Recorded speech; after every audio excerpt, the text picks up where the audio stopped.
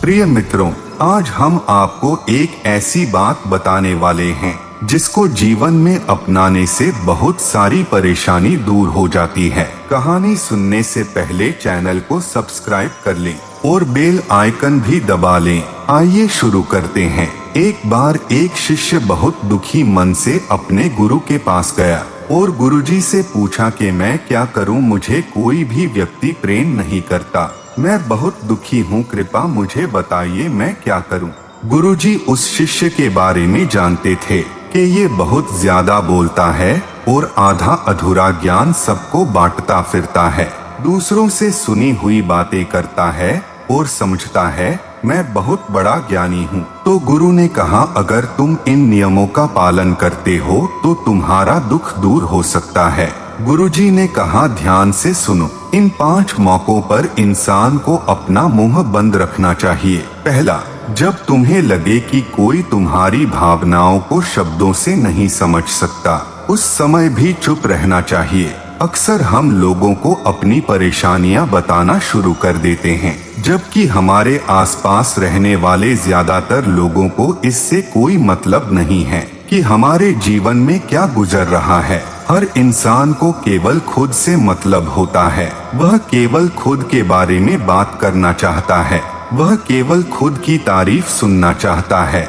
हमारे जीवन की परेशानियों से कोई मतलब नहीं और ना ही वह सुनना चाहते। हो सकता है 1 या 2 बार वह तुम्हारी दुख भरी कहानी सुन ले, लेकिन उसके बाद वह तुमसे दूर भागना शुरू कर देंगे, क्योंकि कोई भी किसी दुखी इंसान के साथ रहना पसंद नहीं करता। इसलिए कभी भी अपने कुछ करीबी मित्रों और परिवार वालों को छोड़कर किसी ऐसे इंसान को अपनी परेशानी ना बताएं जो तुम्हारी बातों को समझने के बजाय उनका मजाक बनाए। दूसरा, जब तुम्हें यह ना पता हो कि किसी विशेष मौके पर क्या बोलना है या फिर तुम्हें किसी विशेष घटना के बारे में आधा अधूरा ज्ञान हो, तो ऐसे मौके पर भी तुमको चुप ही रहना चाहिए। ऐसा इंसान जो आधा अधूरा ज्ञान होने के बाद भी उस विषय में बात करता है, वह अक्सर मजाक का पात्र बनता है और कोई भी इंसान को कभी गंभीरता से नहीं लेता।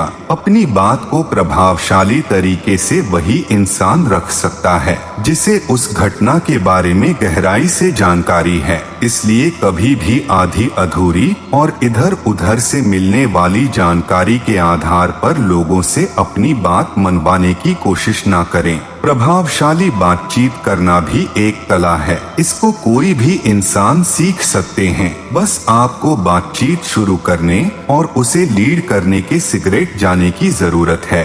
तब ऐसी परिस्थिति में भी तुम्हें चुप रहना चाहिए। तुम्हें कभी भी ऐसी नकारात्मक बातचीत का हिस्सा नहीं बनना चाहिए, क्योंकि आज जो इंसान तुम्हारे सामने किसी तीसरे इंसान की बुराई कर रहा है, वही कल किसी और के सामने तुम्हारी बुराई करेगा। और इस बात की ज्यादा संभावना है कि आज तुमने उसकी हाँ में हाँ मिलाने के लिए तीसरे इंसान की जो बुराई की है, कल रिश्ते ठीक होने पर वह इंसान से भी कहे कि तुमने उसके बारे में क्या क्या कहा था। इसलिए जब भी कभी कोई किसी तीसरे इंसान की बुराई करे या उसके गलत समय का मजाक उड़ाए, तो तुम्हें बस उसकी बातें सुन लेनी है, अपनी कोई भी राय नहीं रखनी। अगर तुम ऐसा करते हो तो भविष्य में तुम्हारे लिए समस्या खड़ी हो सकती है। जब भी कभी कोई तुम्हारे ऊपर चिल्लाए, तुम्हारा अपमान करने की कोशिश करे, तब ऐसी परिस्थिति में तुम चुप रहकर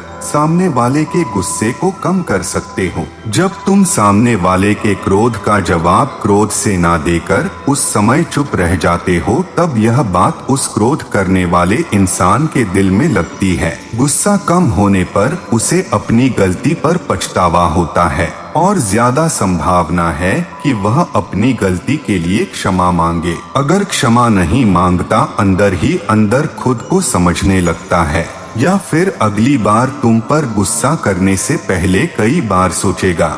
लेकिन तुम्हें हर परिस्थिति में चुप भी नहीं रहना। अगर कोई गलत कर रहा होता है तो उसका जवाब भी देना है, क्योंकि कुछ लोग ऐसे भी होते हैं जिन्हें हमारा चुप रहना हमारी कमजोर प्रतीत होता है। उसके दौरान चुप रहने का यह तरीका केवल परिवार, सगे संबंधियों और मित्रों के लिए ही सही है, न कि हर इंसान के लिए। अगर तुम हर जगह रहने लग गए तो इसका गलत फायदा भी उठाया जा सकता है। पांचवी और आखिरी बात, जब कोई इंसान तुमसे उसके जीवन की कोई दुख भरी घटना या अपने जीवन की परेशानी साझा कर रहा है, ऐसी परिस्थिति में तुम्हें सिर्फ उसकी बातों को सुनना है। ज्यादातर लोग ऐसे होते हैं कि किसी ने उनके सामने अपनी समस्या सुनाई नहीं कि उन्होंने समाधान देना शुरू कर दिया, जबकि जब कोई इंसान हमसे अपनी परेशानी साझा कर रहा होता है तो वह हमसे किसी सुझाव की उम्मीद नहीं करता।